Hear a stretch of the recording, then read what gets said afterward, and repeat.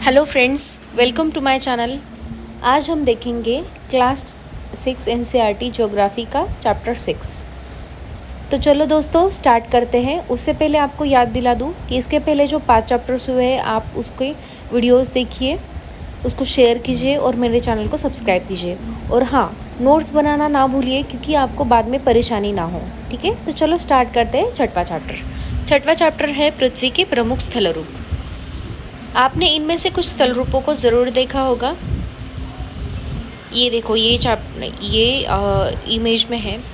इसमें क्या क्या है देखते हैं। पर्वत श्रृंखला है, ये है घाटी, ये है पहाड़, ये है मैदान, ये है सहायक नदी, ये है नदी। ठीक है, जो दूसरी नदी उसको आकर मिलती है उसको क्या बोलते हैं? सहायक नदी बोलते हैं। फिर मुहाने के यहाँ पे क्या होते हैं? वितरिका हो जाती है। फिर यहाँ पे ये डेल्टा है और ये है नदी मुहाना। ये है झील। ठीक है, नदी की यहाँ से ऐसे जाते वक्त ऐसे बन जाती है। ठीक है, उसको बोलते हैं झील। फिर ये क्या है? प्रायद्वीप है। ये है स्थल संधि, मतलब एक बड़े भूभाग को एक दूसरे भूभाग से जोड़ती है, उसको क्या बोलते हैं? स्थल संधि, जो पहले हम लोग ने देखा था। इसके बाद में है द्वीप। ये है जल संधि, जो दो जलों को जोड़ती है, उसको बोलते हैं जल संधि। ठीक है, और ये है तट। ठीक है, और ये है पर्वत, ये है पठार। पठार मैदान से थोड़ा ऊंचा होता है। ठीक है, तो ये हम लोग डिटेल में देखेंगे। ये स्थलरूप दो प्रक्रियाओं के परिणाम स्वरूप बनते हैं। कौन सी प्रक्रियाओं के परिणाम स्वरूप? दो प्रक्रियाओं के परिणाम स्वरूप बनते हैं। आपको जानकर आश्चर्य होगा कि मैदान जिस पर आप खड़े हैं उसमें धीरे धीरे गति हो रही है। ठीक है, मतलब मैदान जो है वो गतिशील है। पृथ्वी के अंदर लगातार गति हो रही है। प्रथम या आंतरिक प्रक्रिया के कारण बहुत से स्थानों पर पृथ्वी की सतह कहीं ऊपर उठ जाती है तो कहीं धंस जाती है। ठीक है, तो ये डिटेल में देखेंगे हम लोग कि ये प्रक्रिया एग्जैक्टली क्या है। ठीक है, उसके बाद में ये है, क्या आप जानते हैं पहाड़ी वह स्थलीय भाग है जो आसपास की भूमि से ऊंची उठी होती है। 600 मीटर से अधिक ऊंचाई एवं खड़ी ढाल वाली पहाड़ी को पर्वत कहा जाता है। ठीक है, मतलब 600 मीटर से कम जो रहेगी वो पहाड़ी होगी, उससे अधिक होगी तो उसकी क्या बोलेंगे? पर्वत कहा जाता है। और 8000 मीटर से ऊंचे पर्वतों का नाम बताइए। तो कौन सा है? एक तो है माउंट एवरेस्ट। ठीक है, जिसकी ऊंचाई हमने देखी थी 8848 मीटर। ठीक है, तो बाकी जो है 8000 से ऊपर मीटर वाले पर्वत, उनके नाम आप कमेंट बॉक्स में ज़रूर मेंशन कीजिए। पहली क्या थी? पहली प्रक्रिया, दो प्रक्रिया थी। पहली क्या थी? आंतरिक प्रक्रिया। ठीक है, या प्राथमिक प्रक्रिया। और दूसरी है बाह्य प्रक्रिया। बाह्य प्रक्रिया क्या होती है? स्थल के लगातार बनने एवं टूटने की प्रक्रिया है। ठीक है, तो ये कैसे बनता है वो देखते हैं। पृथ्वी की सतह के टूटकर घिस जाने को अपरदन कहते हैं। ठीक है, मतलब एक सतह है, ठीक है, तो वो टूट जाती है और वो धंस जाती है और घिस जाने की वजह से उसका अपरदन होता है। ठीक है, अपरदन की क्रिया के द्वारा सतह नीची हो जाती है तथा निक्षेपण की प्रक्रिया के द्वारा इनका फिर से निर्माण होता है। ठीक है, मतलब यहाँ से एक पर्वत है, वहाँ से नदी बह रही है, तो नदी का लगातार पानी के बहाव की वजह से क्या हो जाता है? ये जो पर्वत है तो उसकी कुछ मतलब जो मिट्टी है उसका स्थलीय भाग है, उसका क्या हो जाता है? अपरदन हो जाता है। ठीक है, और उसके बाद में ये पानी के साथ वो जो छोटे छोटे उसके पार्टिकल्स रहते हैं तो वो ऐसे जाते हैं। और यहाँ पे नदी बहुत लगातार गतिशील होती है और यहाँ पे उसके मुहाने के तरफ आने पर वो उसकी गति थोड़ी कम हो जाती है। तो यहाँ पे क्या हो जाता है? जो भी कंकड़ पत्थर उसके साथ आए हैं तो यहाँ पे उसका निक्षेपण हो जाता है, तो यहाँ पे एक नई कोई तो आकृति बन जाती है। ठीक है, ये दो प्रक्रियाएं बहते हुए जल, जैसे कि मैंने अभी एग्जाम्पल में बताया, बहते हुए जल, वायु, जैसे कि रेगिस्तानों में वायु के वजह से यहाँ से वहाँ मिट्टी बहती है और कुछ आकृतियाँ बन जाती है। फिर बर्फ़ के द्वारा भी ऐसी विभिन्न आकृतियों का निर्माण होता है या स्थल रूपों का निर्माण होता है। हम विभिन्न स्थल रूपों को उनकी ऊंचाई एवं ढाल के आधार पर पर्वत, पठार, मैदान में वर्गीकृत कर सकते हैं। ठीक है, मतलब पर्वत सबसे ऊंचा होगा, पठार उससे थोड़े कम होंगे और मैदान उससे भी कम हाइट वाले होंगे। ठीक है, तो सबसे पहले देखते हैं पर्वत क्या है। पर्वत पृथ्वी की सतह की प्राकृतिक ऊंचाई है। ठीक है, प्राकृतिक ऊंचाई है, उसको किसी ने छोटा बड़ा नहीं किया है। ठीक है, वो जो भी कुछ होता है वो सब मतलब प्रकृति की वजह से होता है। पर्वत का शिखर छोटा तथा आधार चौड़ा होता है, मतलब ऐसा, ये शिखर छोटा होता है और आधार चौड़ा होता है। ठीक है, यह आसपास के क्षेत्र से बहुत ऊंचा होता है। ठीक है, कुछ पहाड़ बादलों से भी ऊंचे होते हैं, जैसे कि माउंट एवरेस्ट। जैसे जैसे आप ऊंचाई पर जाएंगे जलवायु ठंडी हो जाती है। यहाँ पे तापमान ज़्यादा होता है और जैसे जैसे आप ऊपर जाते हो तो तापमान कम कम कम होते जाता है। ठीक है, कुछ पर्वतों पर हमेशा जमी रहने वाली बर्फ़ की नदियाँ होती है। ठीक है, क्या होती है? बर्फ़ की नदियाँ होती है, जैसे कि गंगोत्री ग्लेशियर वगैरह जो है वो कहाँ पे है, वो आप मेंशन कीजिए, कौन से पर्वत पर है या कहाँ है। उन्हें हिमानी कहा जाता है। ठीक है, मतलब जमी रहने वाली बर्फ़ की नदियाँ होती है, उन्हें क्या बोलते हैं? हिमानी बोलते हैं। यहाँ ऐसे कुछ ऐसे भी पर्वत है जो समुद्र के भीतर है, जिन्हें आप नहीं देख सकते। ठीक है, कठोर जलवायु होने के कारण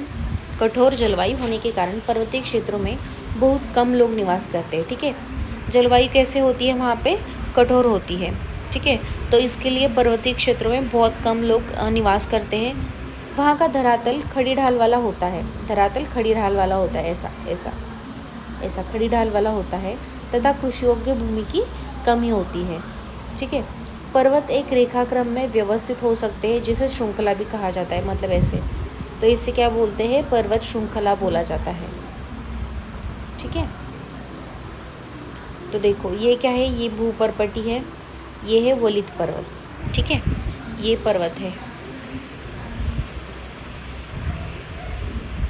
बहुत से पर्वतीय तंत्र समानांतर श्रृंखलाओं के क्रम में होते हैं, जो सैकड़ों किलोमीटर फैले हुए होते हैं। ठीक है, जैसे कि हिमालय का एग्जांपल ले सकते हैं हम लोग, आल्प्स का ले सकते हैं, एंडीज़ का ले सकते हैं। ठीक है, हिमालय कहाँ पे है? एशिया में है। यूरोप में क्या है? आल्प्स पर्वत है। और दक्षिण अमेरिका में क्या है? एंडीज़ है। दक्षिण अमेरिका में ऐसे एंडीज़ है। ठीक है, पर्वतों की ऊंचाई व आकार में भिन्नता होती है।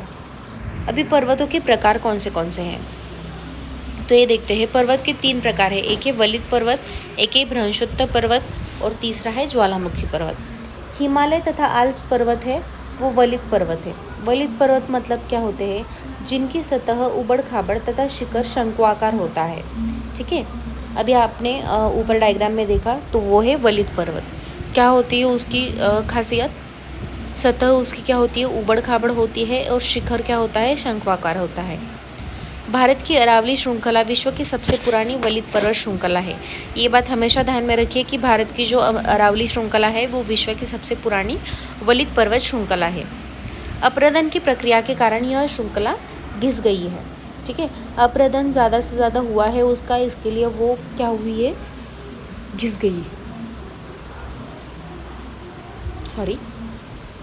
उत्तर अमेरिका के में जो अपलेशियन है तथा रूस में जो यूराल पर्वत है गोलाकार दिखाई देते हैं और इनकी ऊंचाई भी कम है। ये बहुत पुराने वलित पर्वत है। तो पूरे पृथ्वी पर कौन से वलित पर्वत है? हिमालय पर्वत है जो एशिया में है, आल्प्स पर्वत है वो कहाँ पर है? वो यूरोप में है। फिर सबसे पुरानी विश्व की सबसे पुरानी वलित पर्वत श्रृंखला कौन सी है? अरावली, जो भारत में स्थित है। फिर है उत्तर अमेरिका की अपलेशियन, ठीक है, और रूस की यूराल पर्वत। ठीक है, ये कैसी है? गोलाकार और ये ऊंचाई में कम है और ये भी पुराने वलित पर्वत है। जब बहुत बड़ा भाग टूट जाता है तथा ऊर्ध्वाधर रूप से विस्थापित हो जाता है तब भ्रंशोत्तर पर्वतों का निर्माण होता है। कैसे होता है भ्रंशोत्तर पर्वतों का निर्माण? जब बहुत बड़ा भाग टूट जाता है, ठीक है, टूट जाता है ऐसे, और फिर क्या होता है? वो विस्थापित हो जाता है। विस्थापित होना मतलब एक जगह से दूसरे जगह जाना। ठीक है, तभी किसकी निर्मित होती है? भ्रंशोत्तर पर्वतों का निर्माण होता है। ऊपर उठे हुए खंडों को उत्खंड बोला जाता है या हास्ट बोला जाता है तथा नीचे धंसे हुए खंडों को द्रोणिका भ्रंश या ग्राबेन कहते हैं। ठीक है, तो ये देखो यहाँ पे दिखाया गया है भ्रंशोत्तर पर्वत। ठीक है, उत्खंड भ्रंश और द्रोणिका भ्रंश, मतलब ये हास्ट और ये क्या है? ग्राबेन। ओके, यूरोप की राइन घाटा तथा वॉसेजस पर्वत, यूरोप की राइन घाटी तथा वॉसेजस पर्वत, ये क्या है? भ्रंशोत्तर पर्वत के एग्जाम्पल्स है। ठीक है, भ्रंशोत्तर पर्वत क्या रहता है? जब एक भाग टूट जाता है और ऊर्ध्वाधर रूप से विस्थापित हो जाता है तो उसको भ्रंशोत्तर पर्वत कहा जाता है। जो ऊपर उठा भाग रहता है उसको क्या बोलते हैं, उत्खंड बोलते हैं या हास बोलते हैं, और नीचे एक धंसा हुआ भाग होता है उसको द्रोणिका भ्रंश या ग्रैबेन कहा जाता है। ठीक है। यूरोप की राइन घाटी तथा वॉसिजस पर्वत इसके एग्जाम्पल है। क्या क्या है, यूरोप की राइन घाटी और वॉसिजस पर्वत इसके एग्जाम्पल है। ठीक है। उसके बाद है थर्ड टाइप, ज्वालामुखी पर्वत। ज्वालामुखी क्रियाओं के कारण बनते हैं। ठीक है। ज्वालामुखी पर्वत कैसे बनते हैं, वो ज्वालामुखी क्रियाओं के द्वारा बनते हैं। अफ्रीका का माउंट किलिमंजारो, जापान का फुजियामा या माउंट फूजी, इस तरह के पर्वत जो है वो किससे बने हैं, वो ज्वालामुखी की वजह से बने हैं। ठीक है। तो 3 टाइप से कौन से हैं, एक है वलित पर्वत, दूसरा है भ्रंशोत्तर पर्वत और तीसरा है ज्वालामुखी पर्वत। ठीक है। वलित पर्वत कौन से हैं, भारत में हिमालय, फिर यूरोप में आल्प्स और एंडीज पर्वत। ठीक है। उसके बाद में भारत का अरावली, ये है। और क्या थे 2 जो अमेरिका में है,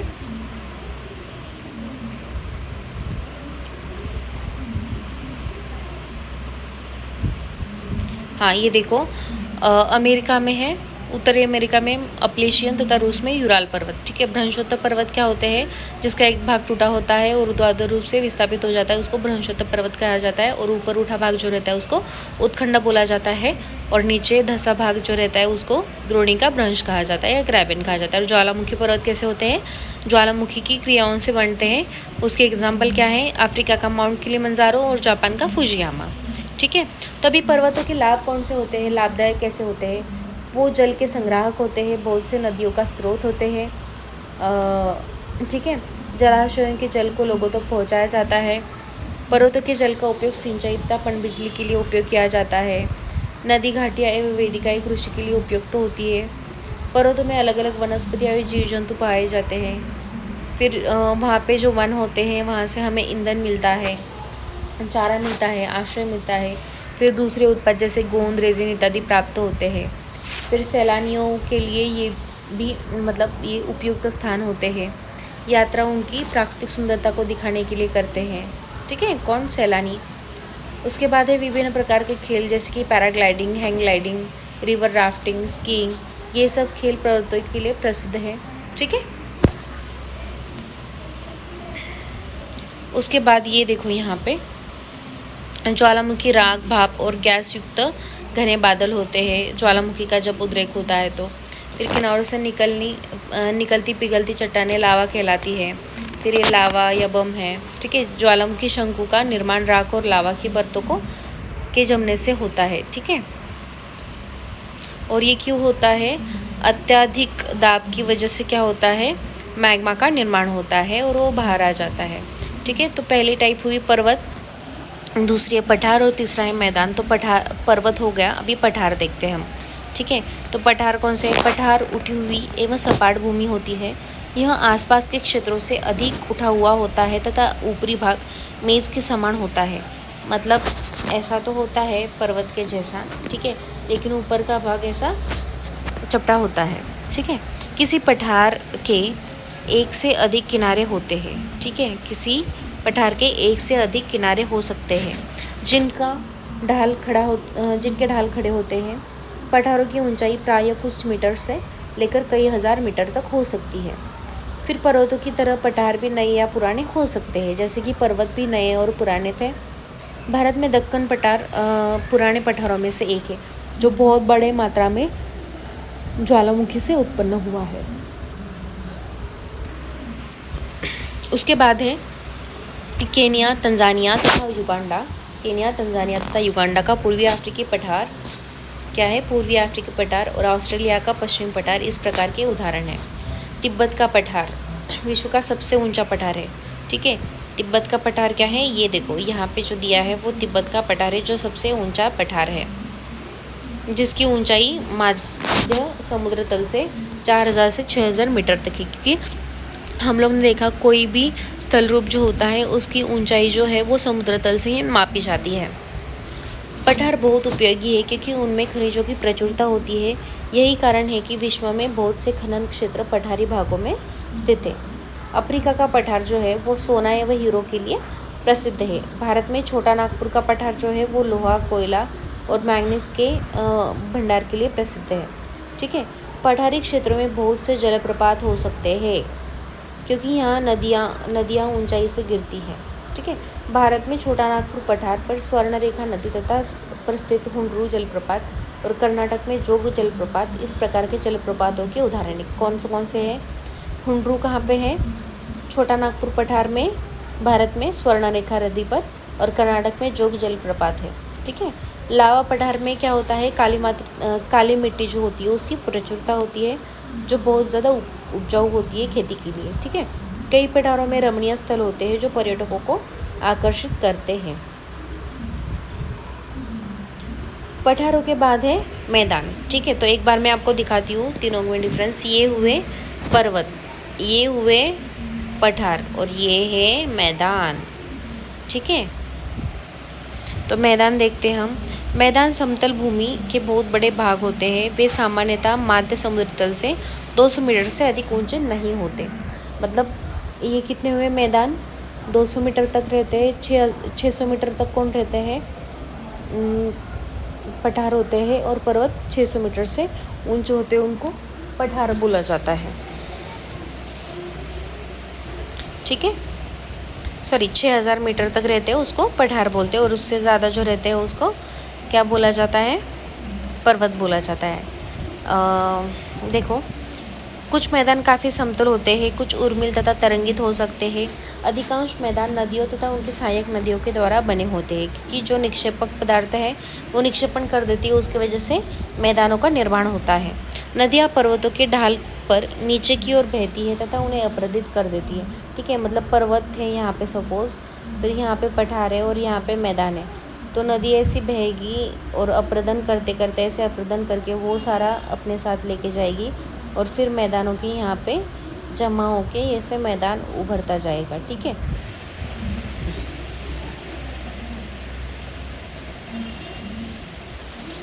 वे अपरिदित पदार्थों को अपने साथ आगे ले जाती है। अपने साथ ढोए जाने वाले पदार्थों जैसे कि पत्थर, बालू तथा सिल्ट को वे घाटियों में निक्षेपित कर देती है। ठीक है, इन्हीं निक्षेपों से मैदानों का निर्माण होता है। तो मैदानों का निर्माण कैसे होता है? नदियाँ पर्वतों से बहती है, उस समय क्या होता है? अपरदन होता है। तो अपरदन में जो भी कंकड़ बालू जो भी है तो उनका क्या होता है? नदी के मुहाने के तरफ उनका निक्षेपण हो जाता है और मैदानों का निर्माण होता है। सामान्यतः मैदान बहुत अधिक उपजाऊ होते हैं। यहाँ परिवहन के साधनों का निर्माण करना आसान होता है। ठीक है, वो बहुत ज़्यादा उपजाऊ होते हैं। ठीक है, और इजीली हम लोग परिवहन की निर्मित कर सकते हैं, इसलिए ये मैदान विश्व के सबसे अधिक जनसंख्या वाले भाग होते हैं। ठीक है, जैसे कि भारत में यूपी। ठीक है, नदियों के द्वारा बनाए गए कुछ बड़े मैदान एशिया तथा उत्तरी अमेरिका में पाए जाते हैं। एशिया में स्थित भारत में गंगा एवं ब्रह्मपुत्रा का मैदान तथा चीन में यांगत्से नदी का मैदान इसके प्रमुख उदाहरण हैं।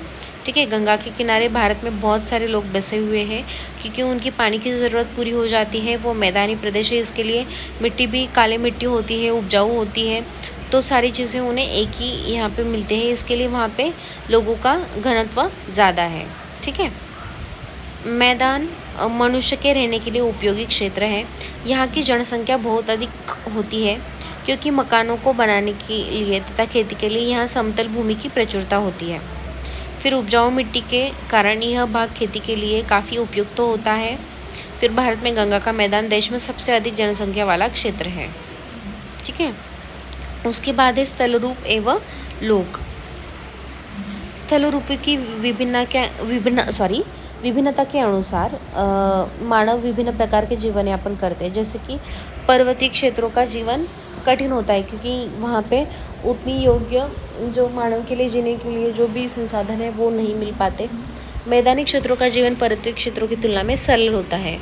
मैदानों में फसलें उगाना, घर बनाना या सड़कें बनाना पर्वतीय क्षेत्रों की तुलना से अधिक आसान हो जाता है।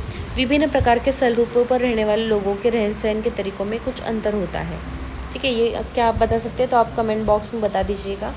कभी कभी प्राकृतिक आपदाएं जैसे कि भूकंप, ज्वालामुखी उद्गार तूफान, बाढ़ बहुत कुछ विनाश कर देते हैं। इन आकस्मिक घटनाओं के बारे में जागरूकता पैदा करके हम इनके आने वाले खतरों को कम कर सकते हैं। ये तो सही है। हम कितने तरीक़ों से जल एवं स्थल का उपयोग में ला सकते हैं, इसका पता हम अपने आसपास के क्षेत्र से लगा सकते हैं। जैसे कि प्रायः हम स्थल का उपयोग गलत तरीके से करते हैं, जैसे उपजाऊ भूमि पर मकान का निर्माण करना, तो ये गलत बात है। हम लोग कूड़ा किसी भी भूमि पर या पानी में फेंक देते हैं, जो गलत बात है। क्यों? क्योंकि वो भूमि और पानी को क्या कर देते हैं? गंदा कर देते हैं। हमें प्रकृति के इस महत्वपूर्ण वरदान का उपयोग इस प्रकार नहीं करना चाहिए। उपलब्ध भूमि केवल हमारे ही उपयोग के लिए नहीं है, यह हमारा कर्तव्य है कि आगे आने वाली पीढ़ियों के लिए भी हमारी पृथ्वी को सुरक्षित रखा जाए। ठीक है, तो यहाँ पे ये चैप्टर ख़त्म होता है। नेक्स्ट टाइम हम लोग देखेंगे क्लास 6 NCERT का ज्योग्राफी का 7th चैप्टर। तब तक के लिए दोस्तों खुश रहिए, मेरे चैनल को सब्सक्राइब कीजिए, मेरे वीडियोस को लाइक कीजिए और अपने फ्रेंड्स के साथ शेयर कीजिए। तब तक के लिए